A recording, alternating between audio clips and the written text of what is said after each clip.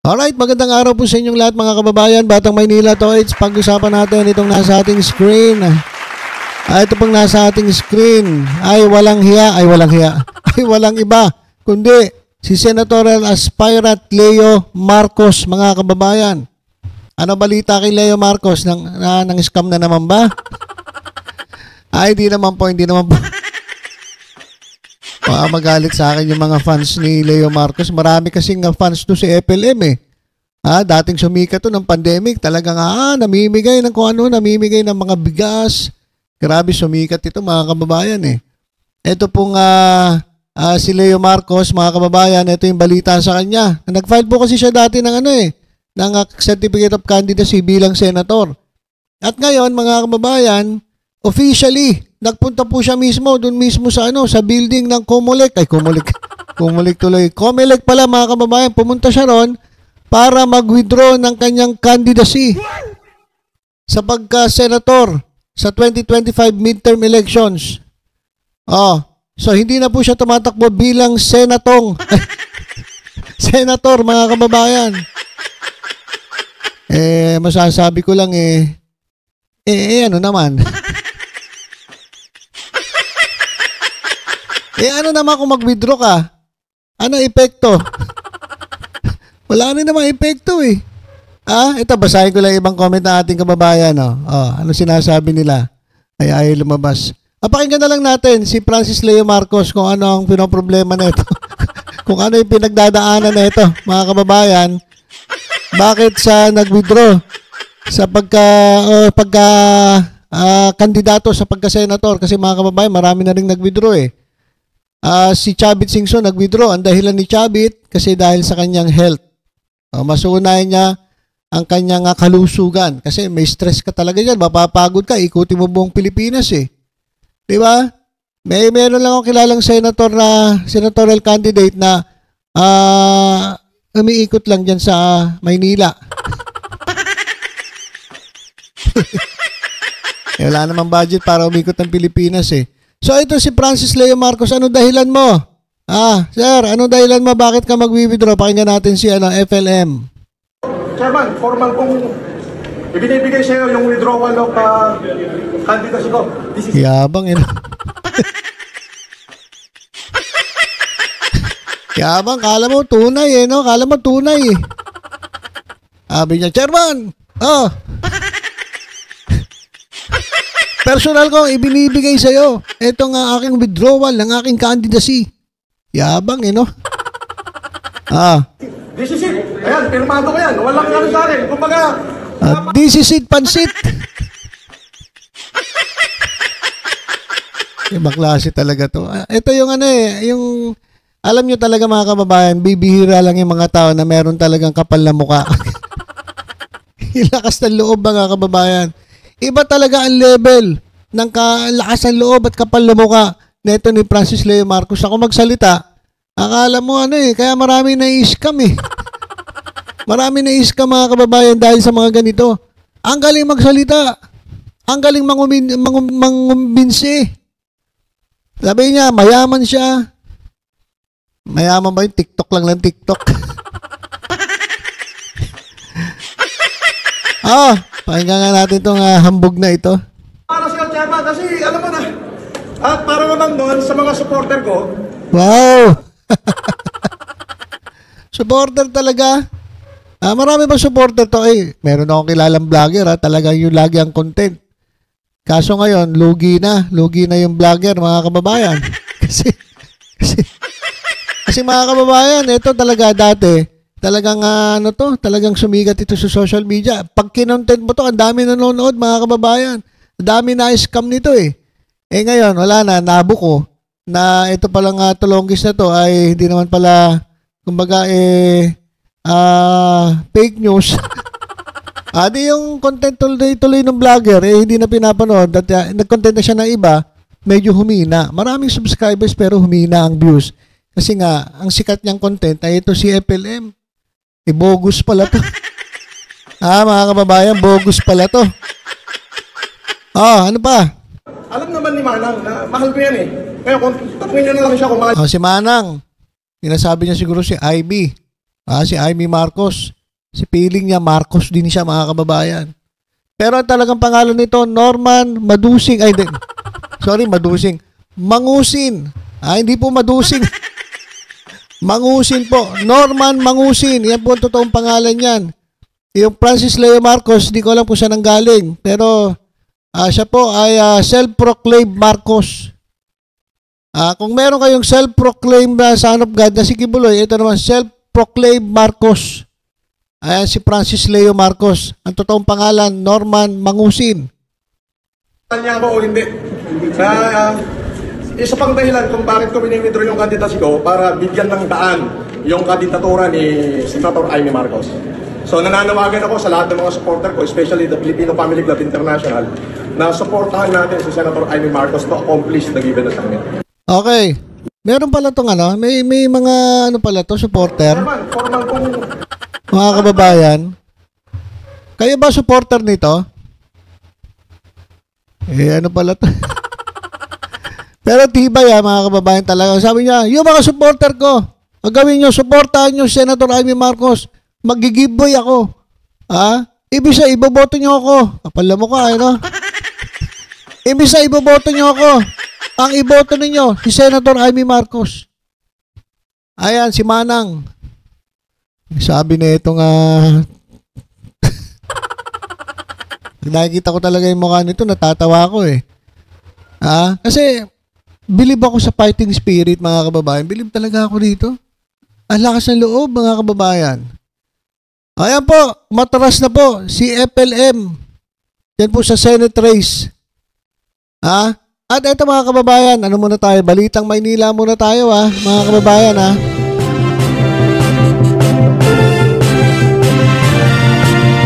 Okay. Ayop yung intro natin Ayan po, kapag narinig nyo yung tugtog na yun, ibig sabihin, Balitang Maynila na po tayo. Alright. Ito, pag-usapan natin mga kababayan. Alam nyo ba? Ito. Basahin po natin dito sa ating screen mga kababayan. Alam nyo ba? Na ang utang na iniwan ng dating alkalde niya po sa lungsod ng Maynila ay nagkakahalaga ng 2.3 billion pesos. Alam nyo yung 2.3 billion pesos na yan ay mas malaki pa sa education budget na 1.62 billion. Mas malaki pa po sa economic services budget 1.568 billion. At mas malaki pa po sa operating budget of 6 city hospitals na 1.45 billion. Kaya po ang eksaktong amount ng utang ng lungsod ng Maynila na iniwan po ng nagdaang mayor, 2,311,197,744 pesos. Saan ba ginamit yan? Sabi naman nila, ginamit naman talaga yan sa mga proyekto sa Maynila. Hindi naman po yan kinurakot. At nakita naman natin yung resulta ng pagkakautang. Ang dami pong mga hospital na natayo. Yung hospital ng Maynila pinaganda, parang ngayon parang St. Luke's na. Pinakita rin doon yung mga equipment. Pero alam nyo ba, na limitado po ang equipment doon. Yung mga pinakita po dati sa camera, ayun lang po. Pero ngayon, kung pupunta kayo sa hospital ng Maynila, kulang-kulang po ang mga equipment sa hospital ng Maynila. So yung buong akala ninyo na napakaganda at kumpleto ang equipment po ron, hindi po yun totoo. Limitado lang po ang equipment doon. Nung nakita nyo po sa camera, magaganda high-tech, meron po. Pero hindi po ganon karami. So meron pong halong pagpapapogi lang ba? Hindi po as in katulad na ng St. Luke's. Siguro yung itsura. Pero yung serbisyo, hindi po katulad ng St. Luke's. Napakalayo po. Kulang-kulang po ang equipment. Ayan po, sinasabi ko lang sa inyo para at least magising kayo sa katotohanan. Baka kasi sabi nyo, wow, St. Luke's. Yung pala, yung building lang maganda, pero yung mga services sa loob, kulang-kulang. Ngayon, marami namang natayong mga eskwelahan. Diba, sabi nga nila, wow, grabe, 10-story, may helipad pa, mga kababayan. Sino naman pumunta estudyante nung naka-helipad? Public school nga yun eh. Siguro, helipad, ang babagsak doon, pupunta siguro doon, mga big time. Tulad ni Bilyar, yan. Oh. So, ang nangyari mga kababayan, maganda po yung eskwelahan na talaga namang air condition. Sabi nung dating mayor hindi na po may initan ng ating mga estudyante. Totoo naman kasi air condition nga eh. Kaya alam, may problema pa rin. Sa sobrang lamig, kinakailangan bumili ng jacket. Di dapat bumili ng jacket. Okay lang sana kung manalo si Willie Revillame sa pagka-senator. Malamang mamimigay ng jacket yan. So ayan mga kababayan, yung mga biruan. Pero totoo namang naitayo. Maraming eskwelahan, may mga ospital, napaganda ang Manila Zoo. Marami po talagang nagawa. Ang problema mga kababayan, pagkatapos nun ng mga programa na inutang pala ang pondo, mga kababayan, kinakailangan mong bayaran yung utang na 2.3 billion pesos. Ngayon ang tanong, sino po ang magbabayad niyan? Sino ang magbabayad niyan? Si Mayor Hani Lacuna ba? Hindi. Yung mayor ba na dating mayor? Hindi. Wala na nga yung dating mayor, umalis eh. Sino magbabayad niyan? Ang magbabayad niyan ay ang mga batang Maynila. Kayo po ang nagbabayad niyan. Kayo po ang nagbabayad niyan, hindi po si Mayor Hani Lacuna. Kayo po, taxpayers' money po ang pinangbabayad diyan. Ang laki po ng nakukuha sa inyong binabayad na tax na pupunta po diyan, binabayaran. Kaya yung mga serbisyo naging nalimitahan. Kasi nga po kinakailangan magbayad ng utang. Ngayon, ito tanong ko sa inyo, sino ang nakinabang dyan? Doon sa inutang na 2.3 billion, sinong nakinabang? Kayo ba? Partly, siguro kayo kasi maganda na yung mga eskwelahan ng inyong mga anak. Napakaganda ng building ng mga hospital. Pero sino ang mas may pakinabang? Syempre, ang pinaka nakinabang dyan, yung dating mayor. Bakit? Sino ba ang pumogi? Kaya nga hanggang ngayon, mga kababayan, bilib na bilib sila eh. Bilib na bilib sila eh. Kasi, mission accomplished eh. Ang dami kong accomplishment, nakita ko, pinaganda ko talaga, nilinis ko lahat yan. Pinaganda ko ang Maynila. Sino nakinabang? Hanggang ngayon, nakikinabang pa siya kasi ang daming sumusuporta pa rin sa kanya. Ang nangyari nga nito, yung kanya mga pangako dun sa kanyang iniwan,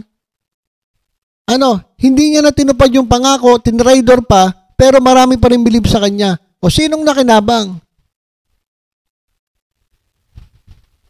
Yung dating mayor. Hanggang ngayon, pinakikinabangan pa niya. Kasi ang tingin ng tao talagang poging-pogi. Pero yun nga, ulitin ko, sino nagbabayad niyan? Di ba kayo mga taga-Maynila? Mga taga-Maynila nagbabayad ng utang na yan. Eto mga kababayan, basahin po natin sa ating screen. Binubuno ng bawat taxpayer at residente ng Maynila ang pagbabayad sa higanting utang na yan na walang pagundangang ipinasa sa atin ni Francisco Dumagoso. Ngayon, ito yung epekto ng utang. Sabi kasi nila, wala naman daw kasi napunta naman doon sa mga proyekto. Ngayon, ito yung epekto. Isinadlak niya ang lungsod sa mas kaunting gamot, mas kaunting education allowance, mas kaunting tuition subsidy, at mas kaunting senior allowance. Hindi niya inisip ang mga Manileño nung umutang siya ng 17.8 billion sa mga bangko. Ang mahalaga sa kanya noon ay maipagmayabang siya para sa kanyang ambisyong maging presidente.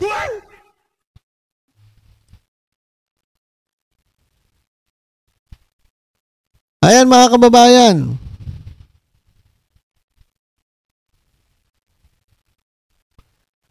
During his term, ang total na inutang niya ay 17.8 billion na nababayaran pa unti-unti. Pero ang iniwan niya dito sa present administration ay 2.3 billion. Ngayon, ang talagang nakinabang dyan mga kababayan ay yung dating mayor. Kaya nga hanggang ngayon, di ba? Bilib na bilib kayo. At ang dami niyang trolls ngayon na etong mga trolls sinisiraan ngayon etong si Mayor Hanny Lacuna.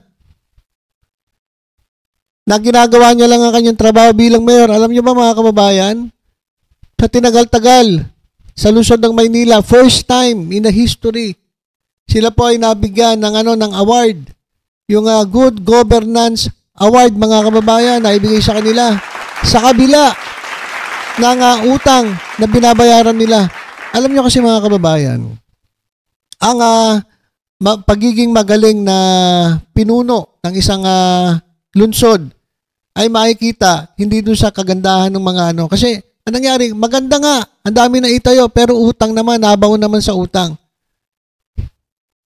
Ang kagalingan ng isang parang ina ng tahanan yan eh.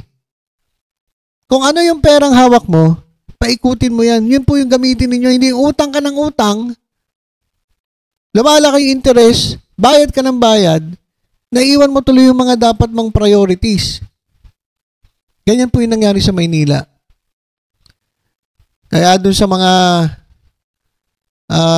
nagsasabi na talaga magaling naman po talaga. Kaso, okay sana kung tuloy-tuloy niya eh. Kaso, iniwan niya yung Maynila eh. Pagkatapos siyang iwan, ano ba ginawa? Ano ba nangyari? Ba't iniwan ng Maynila? Kasi nga tumakbo sa mas mataas na posisyon. Nung natalo mga kababayan, sabi niya hindi na ako tatakbo. Ayan kaya naman na kinakabahan hindi ako tatakbong presidente. Sabi niya para lang maipanatag kayo, hindi po, wag ako. Sabi niya January 17, 2020, hindi raw siya tatakbo. Nagulat na lang tayo tumakbo. Okay, sinuportahan naman natin siya kasi nakita nga natin magaling eh. Kaso natalo po siya. Ngayon, ito, 2025. Ito mga kababayan bilang pagtatapos, gusto ko lang ikwento sa inyo. Ito pong si dating mayor, ang taas po ng kanyang survey. Sa survey po, ang taas ng kanyang rankings o ratings sa pagka-senator. Mataas siya mga kababayan eh. Lagi siyang pumapasok doon sa top 12, lumalaban siya eh. Ngayon, bakit mayor ang tinakbo niya imbis na senator? Mataas naman ang ratings niya. Ganito po kasi yan mga kababayan.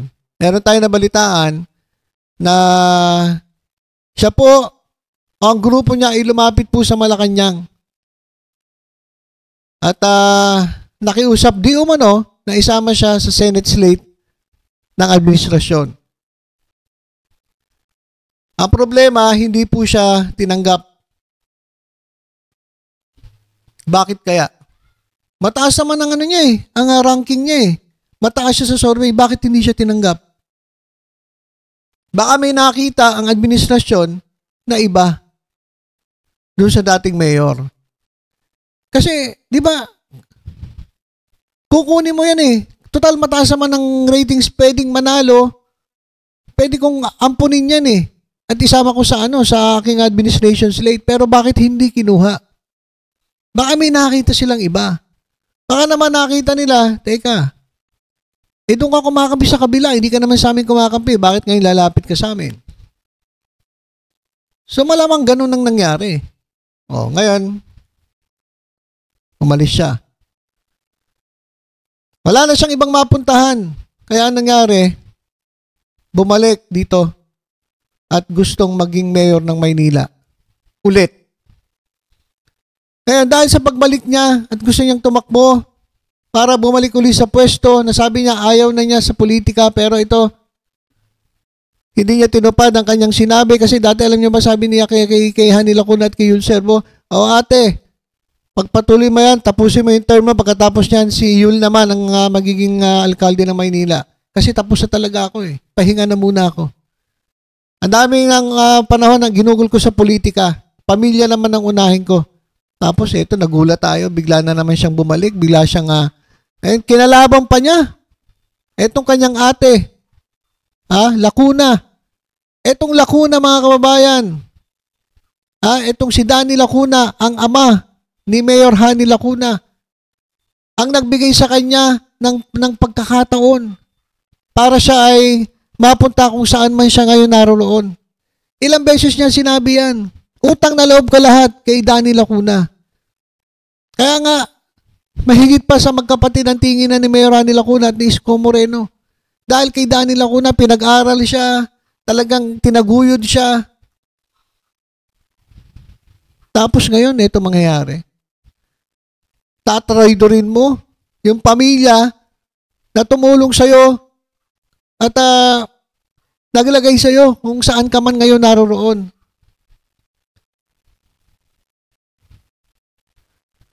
Kaya sobrang sama talaga ng loob ni Mayor Hani Lacuna. Kaya alam niyo minsan nakakapagsalita na si Mayor Hani Lacuna ng hindi maganda eh. Kasi sobra-sobra na eh. Biruin mo, tinraidor na, hindi na tinupad ang usapan, tinraidor ka na. Ngayon sinisiraan ka pa. Eh syempre, kinakailangan mong umalma, kinakailangan mong sumagot. Sabihin nila, eto ngayon naninira si Mayor Hani Lacuna. Hindi sumasagot lang si Mayora. Dahil sobra-sobra na ang banat ng mga trolls.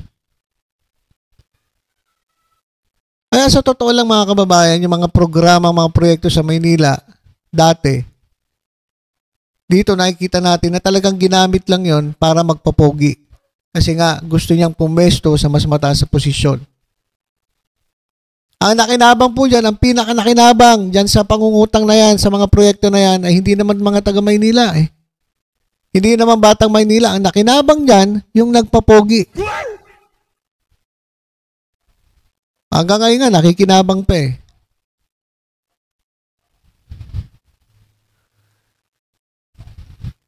At kawawa ngayon, itong mga taga Maynila, sila po ang nagbabayad ng utang na yan. At sa pamumuno ni Mayor Hani Lacuna, unti-unting nababawasan yung utang na yan.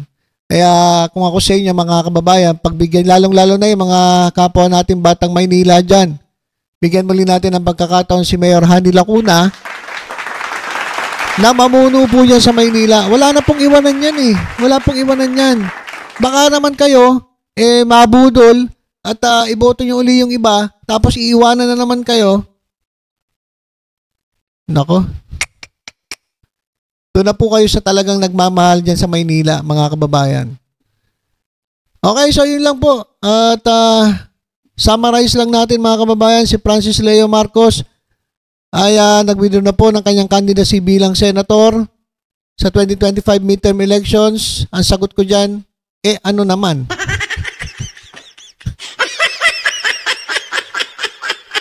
Kahit naman di ka mag-withdraw, wala ka naman panalo eh. At ito mga kababayan naman, tungkol nga po dito sa Maynila, Balitang Maynila, nabudol po kayo mga kababayan, mga batang Maynila. Yung akala ninyo na talagang para sa taong bayan, lahat ng proyekto, parang lumalabas kasi mga kababayan, ito yung nagamit lamang para sa pagpapapogi. At ngayon, nabaong kayo sa utang, ang nagbabayad yan kayo rin. Kayo rin. Yung utang na yan na lumaki na ang interest, sayang eh, kung napunta sana sa inyo. Although nandyan lang naman yan. Pero katulad nga ng ospital, akala ninyo kompleto ala St. Luke's. Yung itsura lang pala ang ala St. Luke's. Pero yung serbisyo hindi. Bakit? Hindi naman pala kompleto yung mga equipment eh. Yan mismo sabi sa atin yan, ng ilang mga pasyente. Na ngayon na ginagawa ng paraan ni Mayor Hani Lacuna.